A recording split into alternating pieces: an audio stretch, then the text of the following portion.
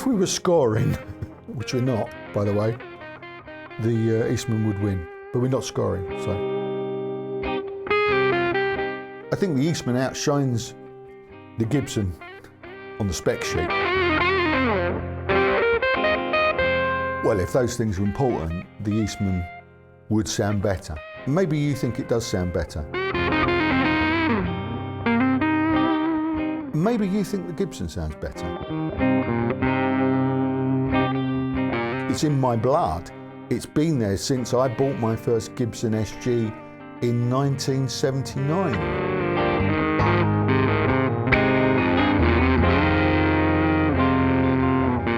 I felt like that about Gibson then, and I still feel, I must still feel like that about Gibson now. Hello everyone, thanks for joining us. Welcome to the Guitaristas. So today, what I thought I'd do was something I promised a few weeks ago, compare these two guitars, okay? This one here is my Gibson Les Paul Standard 50s in beautiful, stunning heritage cherry sunburst. Stunning looking guitar this. That's all you can say, isn't it really? So I've had this Gibson about 18 months now, featured it on the channel in several films over that time. And I've said, you know, it's a great guitar. You know, no two ways about it, it's a great guitar. However, for whatever reason, I've never really bonded with it to the extent where, well, I play it very much really. I just don't pick it up and play it very often. And when I do, I don't play it for very long. I put it down again and pick up something else. I don't really know why that is. Anyway, we'll just shift on a little bit. Guitar number 2 is this, the Eastman SB59V. Again, it's a stunning guitar. This one is the antique gold burst finish. What a beautiful guitar. Now, slightly different story. I've only had this a few weeks. I reviewed it a couple of weeks ago and I raved about it. I really bonded with this guitar straight away. So there's the thing. I thought what I would do today is compare them side by side. Take a real deep dive look at what they're made of, how they're made, and obviously we'll listen to them back to back and side by side or whatever, and not to try and decide if the Eastman's better than the Gibson or vice versa or whatever, because that's entirely subjective, isn't it? But what I do want to try and work out for myself is why I like the Eastman, or why I apparently like the Eastman more than I like the Gibson. Why is it taking me 5 minutes to bond with the Eastman and 18 months to still not really know whether or not, quite frankly, I want to keep the Gibson. So that's what I'm hoping to do today. Well, that's what I'm going to do today. So yeah, of course, it's going to take a little while. It's not going to be one of them 7-minute YouTube videos. It's going to be half an hour or so at least, I would imagine. So don't forget, the timestamps are in the description box, so you don't have to wade through all the nerdy stuff. You can just skip forward to the playing or whatever it is that interests you specifically. Okay, but if you've got a little bit of time on your hands, you know, and you fancy joining us, please, you know, please do. It might be interesting. So go and grab a cup of tea or something and come back and let's get stuck in. Let's do it. Okay, let's whiz through some specs. Although both of these guitars have been reviewed on the channel, I'm going to go into all the detail again here because it's a side-by-side, okay? They're both standard Les Paul construction. You'd expect that from the Gibson, obviously, because it's a Les Paul. The SB59 is a copy, clearly, of a Les Paul. But they're both one-piece mahogany bodies with maple caps. And they're one-piece, I say one-piece mahogany set necks, although that's not entirely true because the Gibson's got some little wings stuck on the top of the headstock. But they're both mahogany. Gibson don't say where the mahogany is sourced these days. Eastman, however, they're quite proud to claim that they use African mahogany called akume, which my research tells me is a very stable and lightweight material. So akume mahogany. Price-wise, there's not a huge difference between these two. The recommended price for the Gibson is $2,799, which is in fact what Sweetwater are selling it for. In the UK, the street price is more like £2,200, which is around about $2,500. So for some reason, it's cheaper in the UK than it is in the USA, where it's made. What's that all about? The Eastman, I think the recommended price is a couple of $100 less than the Gibson. The street price in the UK, around about £2,000, 2,000 sterling is about $2,400. Okay, I'll put a reverb link in the description box so you can have a look all over the world at what they cost and where you can get them. So I already mentioned that the Gibson's made in the USA, and Gibson are very proud of the fact that their guitars are handmade in the USA, which to an extent is true of all guitars, I suppose. But I think with Gibsons nowadays, there's a fair amount of machinery, modern machinery and processes used in their manufacture. The Eastman, however, is made in China, in Beijing, and apparently is entirely handmade. They're a company that are known for orchestral instruments, violins and handcrafted orchestral instruments over the years, and only more recently got into guitars. So what I'll do now is whip the strings off and have a closer look, but before we do that, let's weigh them. Okay, Gibson first.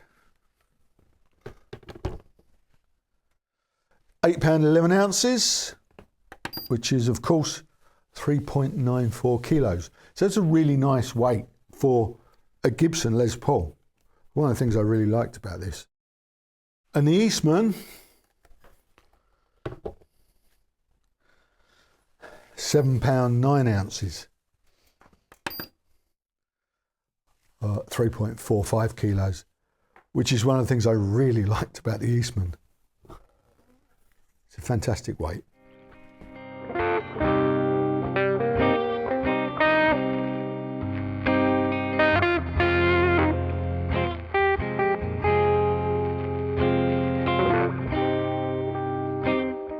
Strings are off. I'm going to start with the finish because that's where I'm going to start. The Gibson's nitrocellulose, as you should know by now, and the Eastman's an antique varnish finish. So here's the thing. I'm always saying about how fragile nitrocellulose is, and this particular guitar suffered from, oops, the bridge has fallen off, suffered from, you can see there, it's got stand rash on the back. This one, as I say, relicked itself by sitting on the stand pretty much overnight. That happened. And it's already got a little ding where I was clumsy. This particular colour is okay. It's not, I've had issues with black nitro guitars, as you know, but this one, the finish is lovely. Apart from the fact that it's nitro and you've got this shadowing, let's call it, dulling of the nitro, you have to be very careful. It marks incredibly easily. The Eastman likewise marks incredibly easily. This finish is the hand-rubbed antique varnish finish. So it's not even sprayed on, it's layers of varnish applied by hand. It's an old, a violin varnishing sort of technique they use on their guitars at Eastman, and it's fabulous. Feels great, but it marks incredibly easily. This particular guitar has got a couple of scratches. This one here, you can see that on the camera. I did that with me fingernail when I was doing a review of it, literally just on an upstroke. So that's how easily this marks. And I'm already relicking it myself with additional pick marks just there. If you can see that, I'll try and do some close-ups of that. But of course, I just knocked it already. The Eastman has got this relic look to start with. So this kind of all, I really like the way that this is kind of adding to it, and what I said in the review, the Eastman will actually start to look like my guitar the way that I've played it in quite a short space of time, as you can see from this pick marks here. So I quite like that. So it's a kind of a bit of a contradiction really that I'm aware of, that I've criticised the Gibson in the past for being so fragile, and I'm complimenting the Eastman for being so fragile. So I'll have to think about that.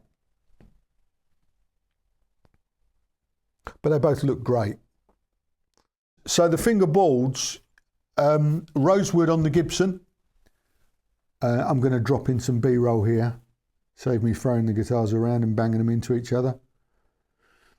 Yeah, rosewood fingerboard, lovely looking rosewood fingerboard on the Gibson. It's ebony fingerboard on the Eastman. Really nice ebony fingerboard on the Eastman. I'm showing you now the frets on the Gibson. They're called medium jumbo, and you can see, I'm going to close to the edge because they've got the nibs on the Gibson. The tooling marks on the end of on the binding are more pronounced or more obvious, or can be seen, shall we say, on the Gibson. Whereas the Eastman here, you can see the fretwork and the way that they've finished that at the end there is, well, it's another level really. The end of the end of the frets, and and the way they finished that on the Eastman's superb. And obviously, all they're doing on the Gibson is finishing the ends of the frets with nibs, so they're filing off the binding to make those nibs. Which, I mean, it's a it's a look, isn't it? It's a thing. A lot of people like that. A lot of people like to see those tooling marks on the Gibson because it does kind of prove that there's a large element of hands-on skill involved in making the guitar. Oh, I get that. So looking at the pointy end, the Gibson's got a Graphtec nut. It's got Gibson's modern version of the vintage style tuners, the Cluson vintage style tuners, with the vintage off-white buttons, I suppose you'd say. It's got nuts. That's what I'm talking about, those nuts, rather than the pressing bushings. Nothing aged on this guitar, obviously. Whereas the Eastman here is aged. It's got the go-to Relic series, vintage style. Again, these are repros of the Cluson vintage style tuners with, lovely aged buttons and pressing bushings on this side. And this has got a bone nut on it. And looking at the necks, the Eastman, they don't give this a name. It's just definitely a C shape. It feels lovely because of the finish, because of the antique varnish finish. This neck feels beautiful. The Gibson vintage 50s profile, they call this. Again, it's a C. It's a nice handful. It's sticky. It's got that real stickiness. It's yeah. Let's look at the neck measurements and profiles side by side. So here are the neck profiles and measurements side by side. So you can see the Gibson's a little bit fuller, a little bit more, I think they say shoulder, a little bit rounder. Eastman's a bit softer. That's the problem. One of the problems with this nitro, it never really, oops, the bridge has fallen off again. It never really seems to dry. And if I keep this, I'm definitely going to be tempted to attack this with some wire wool, get rid of all this I nearly said varnish, stickiness. Yeah. Put that back on. So in fact, let's look at this hardware. The Gibson's it's nickel plated, and a nice light aluminium tailpiece on the Gibson here. Really nice, 34 grams. The Eastman comes with again, go to aged hardware. As you can see, this is go to Japan. Again, very lightweight aluminium. 27 grams, so that's 7 grams lighter even than the Gibson. The bridge. Again, go to aged series on the Eastman, ABR1 style. 49 grams. Gibson ABR1 style. Gibson ABR1, in fact. Did they invent it? Not sure. 57 grams, so it's actually a little bit heavier still, so there you go. If we were scoring, which we're not, by the way, the Eastman would win, but we're not scoring, so it's just what it is. We were talking about the bridges. The Eastman's got the old style thumb wheel bridge adjusters with the posts that are screwed directly into the maple cap, as opposed to having the metal bushings like the Gibson here. This is how they do it on the Gibson. It's post and thumb wheel are all one piece, and they screw into the metal bushings that are pushed into the maple cap. This is how they did it in the old days, and how they still do it on Gibson custom shop. Let's have a look at the pickup readings. Let's start with the Gibson. So on the bridge, burst bucker 2, 7.88 kilo ohms, and that is 4.40 Henrys. And on the neck, burst bucker 1, 7.39 kilo ohms, 4 Henrys. Over to the Eastman. Bridge on the Eastman, Lola Imperial, 8.21 kilo ohms, 4.62 Henrys. And on the neck, 7.32 kilo ohms, 3.9 Henrys. Okay, make of that what you will. Now, we've been inside the cavities of both of these guitars before, but we'll go inside the neck and the controls again now, just so we can do a quick comparo. So here you are on the Gibson. There's no long neck tenon in this at all. It's nice and tidy. You can see thick maple cap. Yeah. There you go, burst buckle 1. That's the Gibson.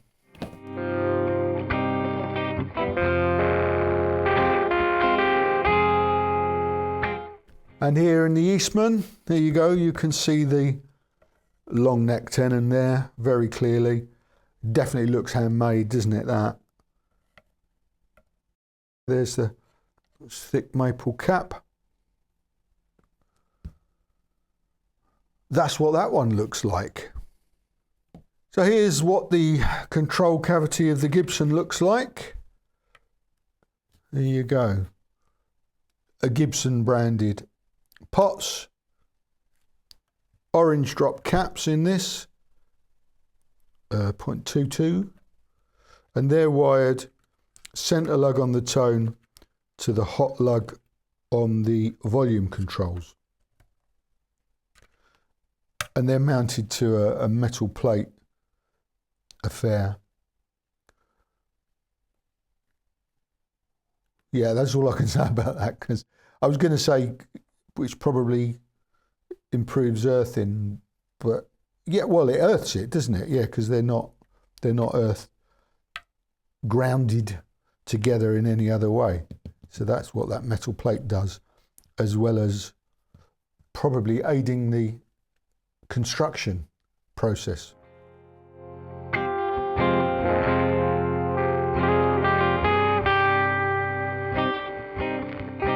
Here we are inside the Eastman, CTS 500K pots, grounded in the traditional sense. As you can see, a wire going around in that U shape there. Orange drop, sprag or spreg, or somebody else said it should be pronounced something like sprag, which is Klingon, I think. I'm going to call them sprag or spreg, 0.22 caps, wired exactly the same way as the Gibson, which is centre lug of the tone to the hot lug on the volume controls. There you go.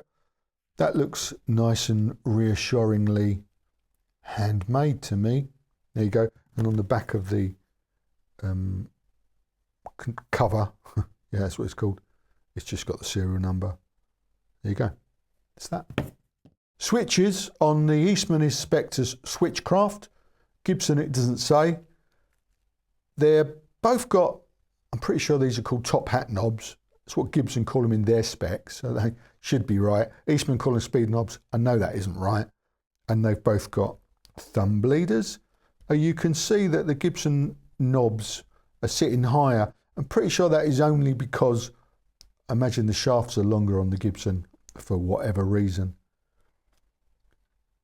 I think probably they're sitting too high on the Gibson and perhaps a tad too low on the Eastman. And here you go, there's a couple of bell ends side by side, bell end truss rod adjusters, as I like to call them. There's little doubt that the Eastman looks a little bit tidier than the Gibson there. There you go, my friends. Two great guitars. Let's put some strings on them and plug them in and see what they sound like. See you in a minute. Here we are, new strings on both guitars. I'm plugged into the Princeton 65, as per usual these days. It's cranked through an aux attenuator. Here's a shot of the settings, so you can see what they are. I'm on the board, right, I'm not using any compression on the board today. All the compression you're hearing is the amp, okay? So guitar, straight in. No pedals initially will be used in this demonstration. You'll see later on when if I get into it, I might step on some. I've got a soul food and a rat on the board, okay, so I might use them, but I'll show you on Crocs cam here if I do. Okay, so all I'm going to do is I'm going to do a little something that you'll probably recognise from a Les Paul. Hopefully I can't play it very well and I don't get a copyright strike, because I'm going to do some little noodles from this thing that that's what a Les Paul was designed for, I think. And identical settings on both guitars, just so you can hear some kind of back-to-back comparison. I'm not going to go through all the settings and knobs and stuff. I will try and do some mucking around when I'm playing, and you'll be able to see that on knob cam here. So pay attention. Okay, this is what I thought I might do today. I'm going to start, I don't know what settings he used, but I could probably find out quite easily if I did the research, but I haven't done it. So I'm going to do my version of something vaguely similar. I'm going to start with on the treble pickup with it on 8 and the tone right up on 10. And there's just this little riff, isn't it, really?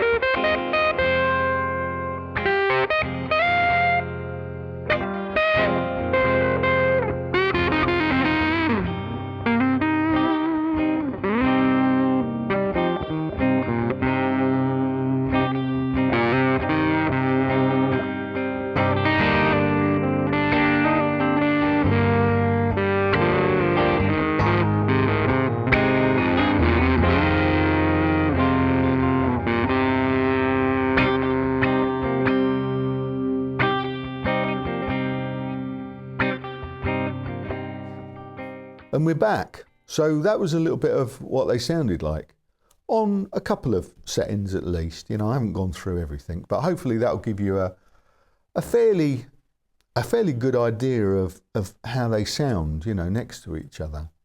I should say at this point that I dialed the rigging for the Gibson here, and it was quickly became evident to me that the Eastman's louder. It's got more balls, more oomph, whatever you want to call it.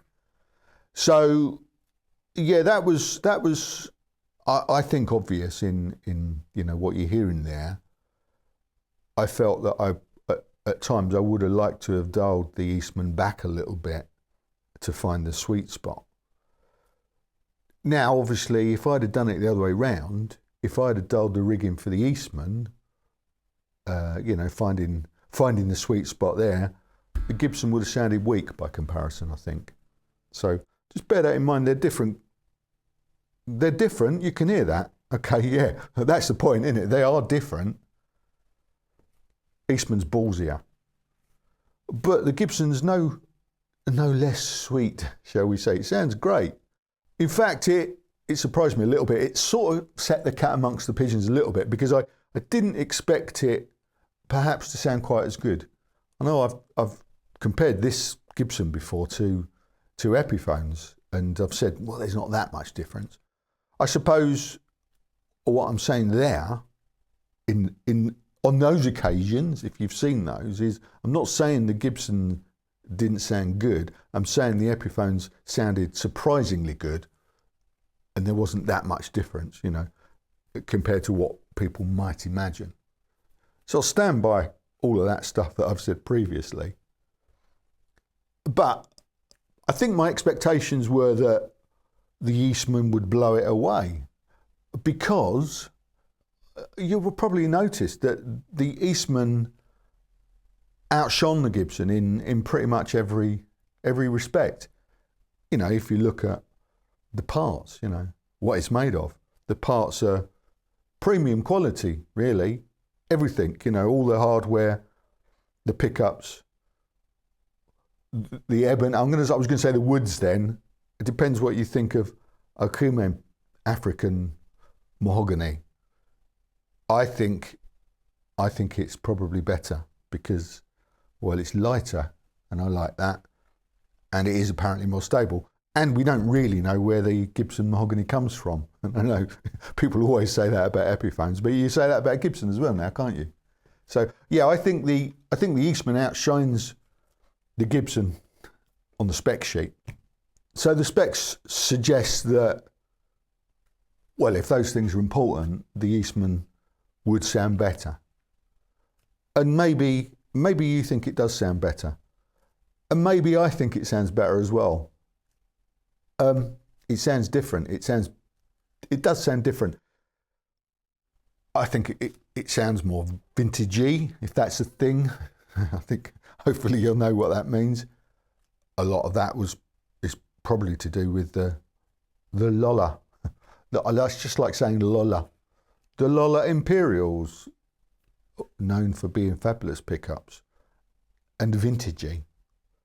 So maybe that. It's obviously a combination of everything, but yeah, maybe you think it sounds better.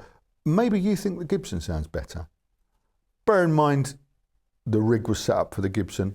I shouldn't say that, because that sounds like I'm trying to make excuses for the Eastman, and I'm not. Just that it was. And had I set the rig up for the Eastman, you would have thought the Gibson sounds weedy. So I suppose I've given the Gibson every chance to shine as much as I think the Eastman does.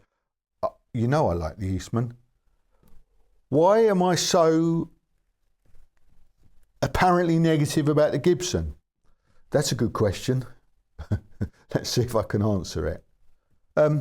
There's just something about Gibson, the brand, that I find quite distasteful in 2022.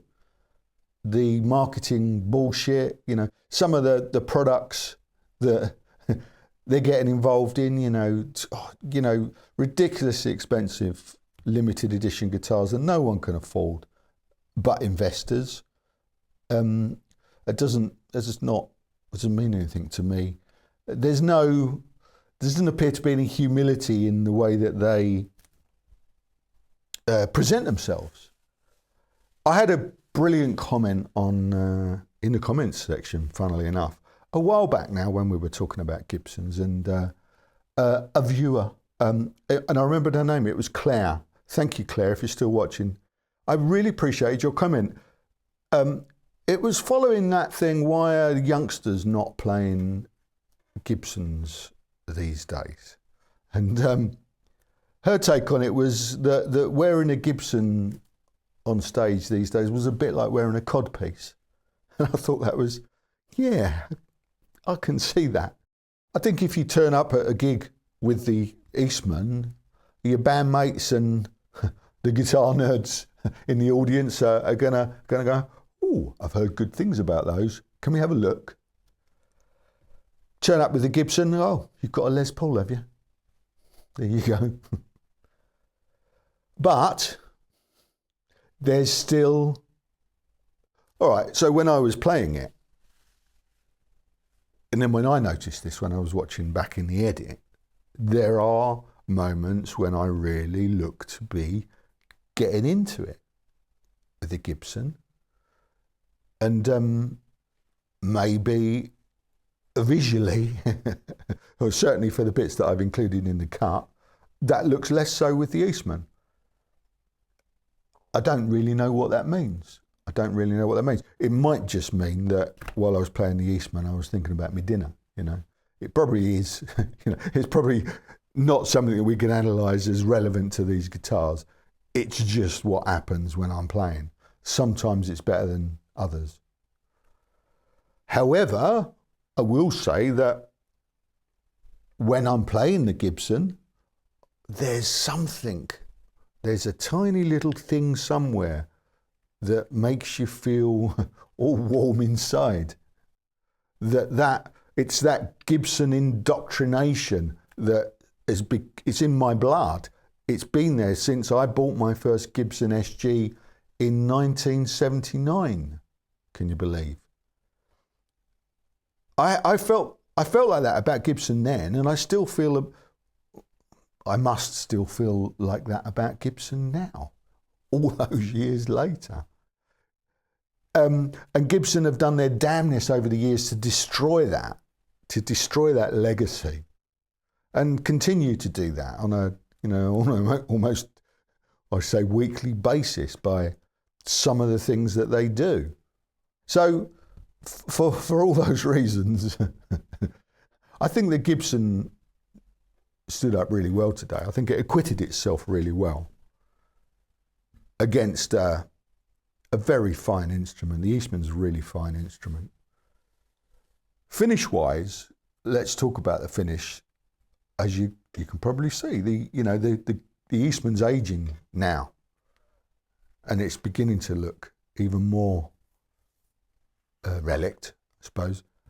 The Gibson's going to take a long while to do that, and I was thinking about, as I said a long time ago, the contradiction in the fact that I like the way that the Eastman is easily marking, and I dislike the fact that the Gibson is the way the Gibson is marking. And I think I can explain that by, it's just the way it's doing it, really. You know, it looks, you know, the things like there, I see in that camera there, that just looks like it's broken, doesn't it? Chips are coming off it just looks like it's not relicking.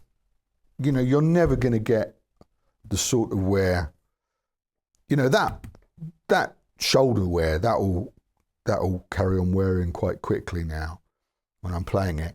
The Gibson will take years for that to happen. That's why I like this relic job, and that's why I dislike this finish, because I don't think this finish necessarily adds anything apart from it's easy to make it look a bit weirdly messed up, if you know what I mean. You know, it's not going to crack nicely, the finish, but it will ruin easily. That makes sense, doesn't it? Well, I hope so. sometimes stuff I say does make sense. So I said at the beginning that I hope this film would help me decide where I stand with the Gibson, really. Having already decided that I like the Eastman a lot, I love the Eastman a lot. You know, shall I hang on to the Gibson, really? Unfortunately, I'm still undecided. I would say that this comparison has done the Gibson proud, actually. I think it's held its own pretty well, sound-wise. This is a light Gibson as well, don't forget. So, you know, weight-wise, it's not a problem for me. It was, what, 811? Still a pound heavier than the Eastman, but a good weight for a Les Paul. So I think this Les Paul's is a good one. I do. As I said earlier, the neck's a bit sticky, but you don't really think about that once you're in the moment. So that wasn't an issue. And actually should mention as well, I didn't really go through it much, but the controls all worked really well. There were some settings that I preferred the Gibson on, but again, I've got to say the rig was set up for the Gibson, so it might be that. I'm not making excuses for the Eastman. I'm just saying that there were some sounds coming out of the Gibson today that surprised even me, who sort of seemed to be doing my utmost to be negative about Gibson. I'm not. I'm just... I question them because they're so fucking expensive, you know? And because they set themselves up to be a premium brand and often under-deliver on that promise. That's it. So, enough about me. What do you think? I need your comments. I need to know what you thought. Sound-wise, which did you like better? What were your thoughts on the sounds coming out of them? And should I sell the Gibson? Yeah, let me know what you think in the comments. And that'll be an interesting one, I think, because for me, the jury's still out. So, yeah, there you go. I'm going to wrap it up now. Let me know what you think. Thanks very much for watching. I hope that was interesting. And come back next week and see what we're up to then. Same time, same place, here. Yeah, here. Yeah. See you then. Ta-ra for now. Bye.